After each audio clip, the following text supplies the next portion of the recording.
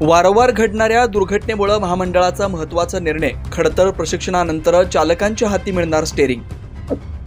राज्यात परिवहन महामंडळाच्या एसटी बसच्या अपघातांचं प्रमाण वाढत असल्याचं पाहायला मिळतंय।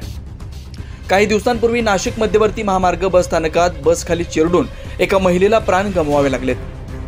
त्यानंतर मुंबई बेस्ट बसच्या अपघाताच्या घटनेनं राज्यभरात चांगलीच खळबळ उडाली। या पार्श्वभूमीवर एसटी महामंडळ आता सतर्क झालंय।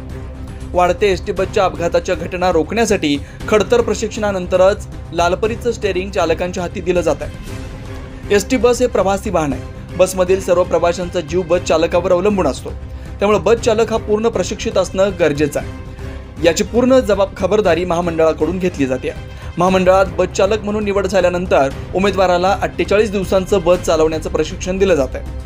त्यानंतर विभागीय वाहतूक अधिकारी आणि वाहतूक निरीक्षक प्रशिक्षण यांच्या समितीमार्फत अंतिम निवड चाचणी घेतली जाते।